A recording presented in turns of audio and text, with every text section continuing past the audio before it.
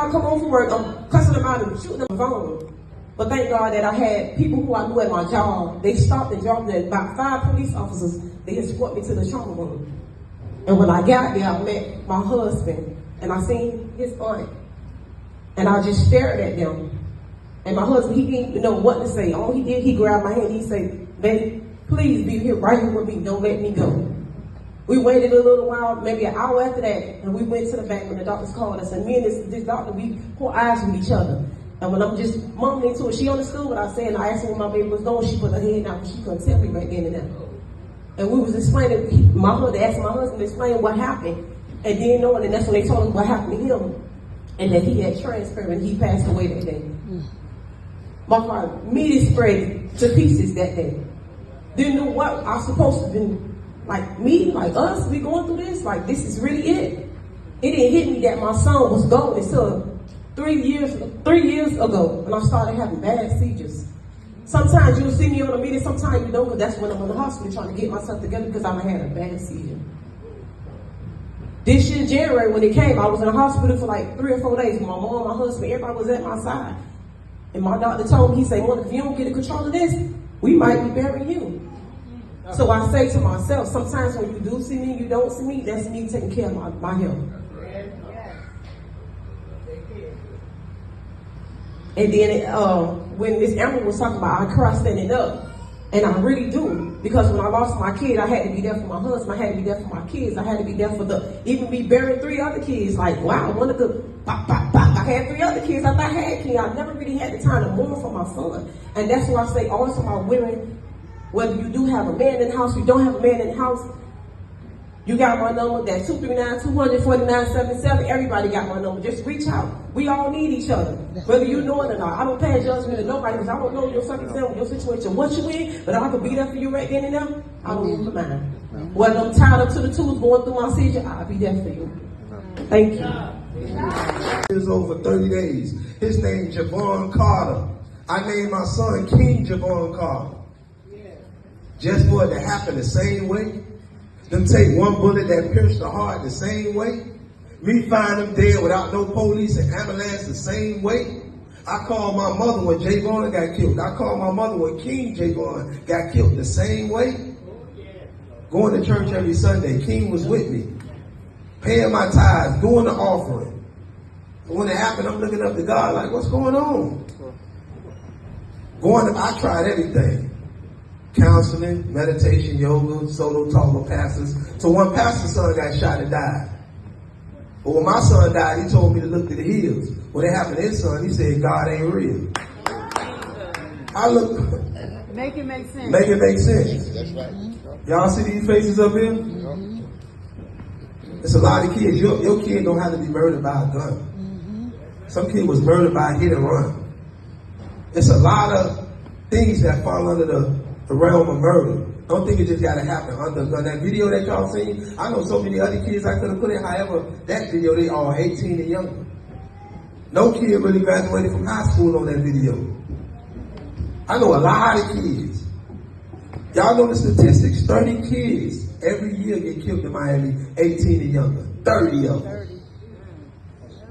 My son made it to be the 316th kid to be killed.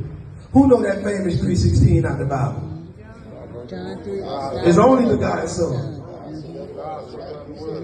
And God know my heart. He would have came to me, he would have said, hey, I work out a situation. I'm going to take King, but I'm going to make it well. I'm going to sit you up here, and you're going to straighten out the problem. No little kids would have died.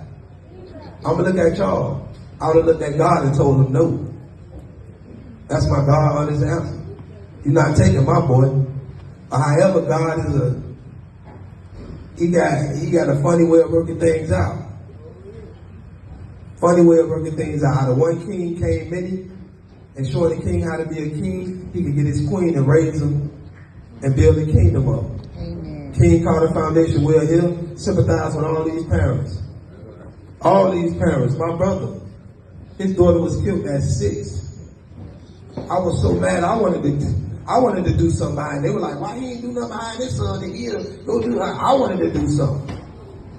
However, we got to come together. See, this is a club nobody signed up for. No. Raise your hand if you signed the application to be in this club. Respect this club. Y'all can be in it quick as the night. Members only. It's a private party. It's a private party. Don't need no ticket to qualify. I sympathize with y'all. I love y'all for sympathizing with us, paying homage to not only King Carter, because all kids matter. Yeah, that's right. All kids matter. That's why tonight we didn't just talk about King Carter. We created a slideshow showing all the kids, bringing awareness to gun violence in the whole, not just our zip code, not just our city, not just our state, but everywhere. Everywhere. Stop playing, let's love one another. Truth and togetherness. Stop letting your accolades, your positions, how long you've been doing this, how your bank account looking, how you been judging a person and try a person to do somebody. Shut your mouth if it's negative. Only open your mouth to help, uplift, and embrace. Y'all see Prince Carter? I told my wife after having Queen and royalty, I told my wife if God called me home and I'd be in the casket without a son, just know I'm turning up. If I can flip this casket over, it'll happen. You understand? So me and my wife put our nose together, put on some Marvin Gaye, and Prince Hill. I love y'all. Thank y'all so much. Everybody, I would like to give honor to the memory of King Carter today and send my deepest condolence to the Carters, because sometimes when you have your own situation going on, it's hard to support others because you're in the midst of grieving as well. About 17 years ago, I lost my son to gun violence, my 10-month-old son. He was shot and killed. So that's why I say, think before you act. Because once it's done, it's done. There's no turning back. And there's a lot of people affected. A lot of families, that affected my health and everything because I thought I was okay. And I was trying to hold back the tears and trying to be the strong person. And it took a toll on my body. So I was diagnosed with rheumatoid arthritis at the age of 23, 24, after losing my son. The person that killed my son sat down and had dinner at the table with my husband. So this is why we have to start with the community, because it's senseless gun violence that's going on every day, and it's just growing by the numbers. And I remember a time when we used to go through our problems and we used to fight it out. There's no more fighting it out. Now they want to go grab a gun. And it's a lot of cowards right now. Because back in the days, you know, people used to get killed, but if they wanted their man, they got their man. They didn't shoot in a crowd of people. They didn't shoot in a crowd of children. It's just no remorse anymore for human life. And we got to start changing that in our community, because it's nobody else but us. It's us. We can't even go to a party and party without somebody getting killed. Because we think it's cool. It's cool to be in a gang. It's cool to be hanging with people that are killers. Or some people just come from broken homes. They don't have no direction. So like they said, that's why mental health programs are very important. And us as an urban community, we don't seek those type of programs because we think that we're okay, that we're tough enough to deal with all the problems that we're going through or what we had to go through when we came up. And a lot of these problems, they stem from financial literacy. People not being financially stable. They don't know no other way to make money but selling drugs and being in the game. But that's where we come in as a community and teach people about the other resources that are available to them. They can become entrepreneurs when they've been incarcerated. They can do other things if they can't get great jobs. So that's where we come in to develop these programs for our community. Nobody's going to care about us until we start caring about ourselves. Okay? So that's it. I'm not going to hold you any long. I just want you all to think before you act, because once it's done, it ain't no turning back. Good afternoon for evening for everybody who hasn't met me yet. My name is Fred Christian. I am a disabled community activist from Miami Gardens. I have the organization #Impact, which you can find us as @Impact Media Combo. All right, I move around a lot because I'm disabled, so bear with me. And I got ADD and a few other things too. So okay, I wrote this poem back in 2018, but I want to say something first to San Antonio, Monica. I too, like Mr. Joey, was watching on TV that day, and when your auntie put out that great thing with everybody, I wanted to be there and couldn't. It broke my heart that I couldn't, but I couldn't get there. But it started something to me like it did with Susan too. It did.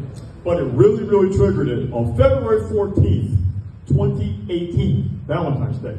I live in a senior community in Miami Gardens. We were having Valentine's Day celebration, bunch of old people dancing, having a good time. Come on, put Channel 10 on, what happens?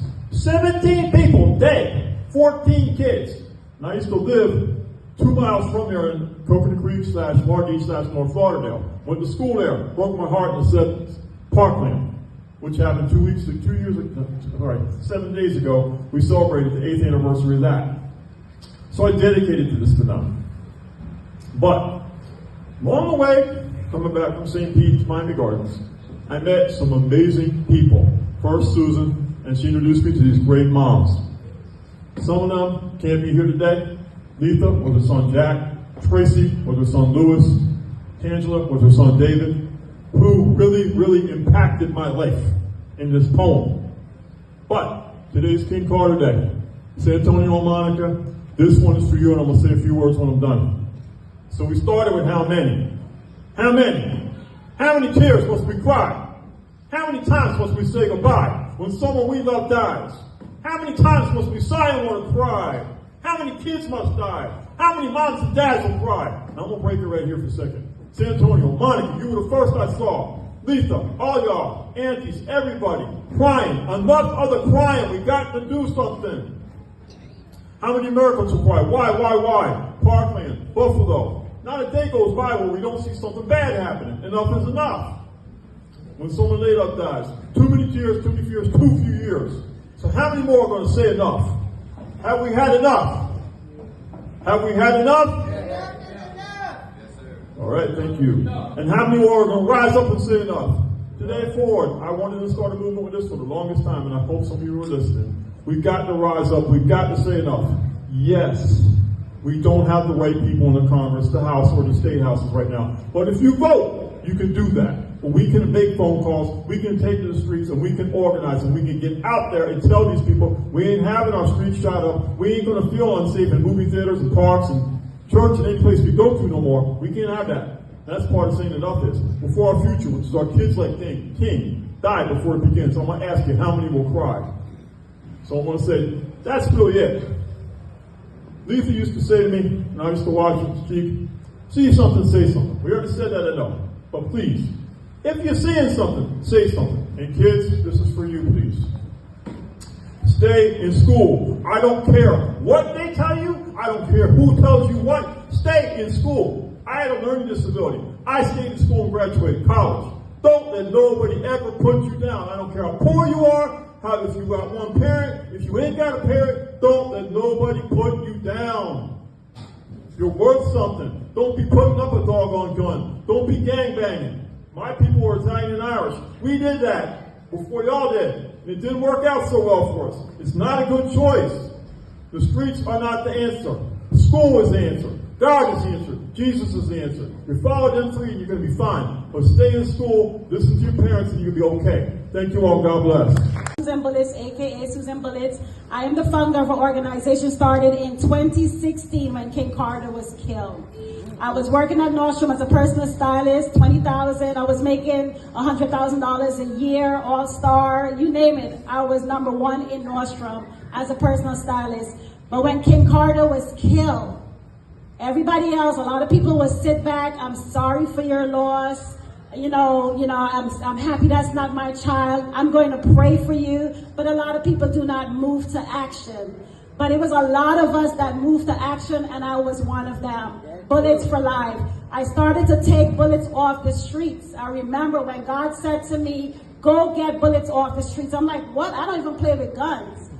I don't play with guns. I have 3 sons who's never played with guns. My mom never allowed us to play with no kind of toy guns. But here I am, taking bullets off the streets. We took bullets off the streets in honor of a life lost. So since King Carter was killed, the first thing we said, please donate a bullet to honor King Carter. The first bullet came in honor of King Carter. I'm talking about a real bullet, y'all. I'm not talking about one that was used on the ground. I'm talking about a real bullet that could have possibly taken another life, but because I took the purpose, I called to action, God called me to action, and I went and got bullets off the streets in honor of him. Since then, over 20,000 bullets came off the streets of not just Miami, but nationally, right? Over 20,000 bullets. And let me tell y'all this really quick. When I first started the movement, when God gave it to me, I did not want to do it unless I speak to Monica and Blaze. So I'm like, Monica, you remember when I went to you? Like, Monica, I don't know you, but God gave me a vision to take bullets off the streets in honor of King Carter, because that bullet we take off the street, that's a child that would not be taken by that bullet in honor of her, in honor of him. And what did you say? She didn't know me, but she trusts me. She said, do it. Yeah. Since then, I've been doing it, y'all. Right? Since then, I've been doing it. So if you guys have a purpose, when God gives you a vision, you all have a gift, because we're all responsible for our babies dying. Kids, y'all need to live and not die. Look at each other and say, I will live and not die. Look at each other, like serious, I will live and not die.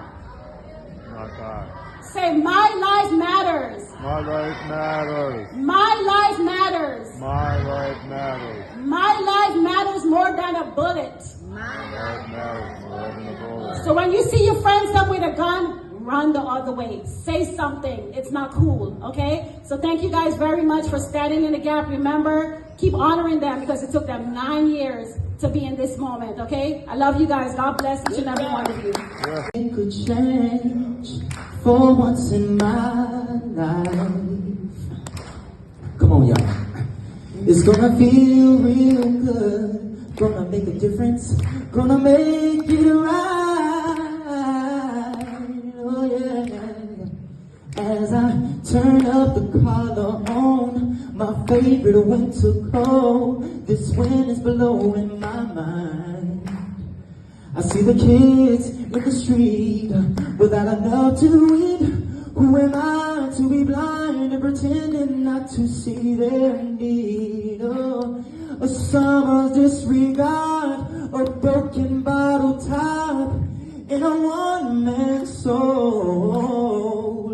They followed each other on the wind, you know, 'cause they got nowhere to go. That's why I want you to know I'm starting with the man in the mirror. I'm asking him, don't change his ways. And no message could have been any clearer. If you want to make the world a better place, take a look at yourself and make that change.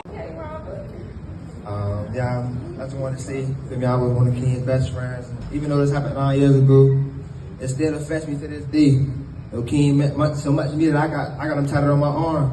And his death also strayed me away from just gun violence in the streets and just stuff like that. And it taught me that the gun don't discriminate, and it can happen to even innocent bystanders like King. It was just unfortunate that many other families had to grieve and go through the same pain and senseless violence that we went through with King. And I ain't want to take up too much time or say too much. I just want to let Monica and King know that I love y'all forever. You know, we're going to keep King's name lit forever. That's it. Thank you.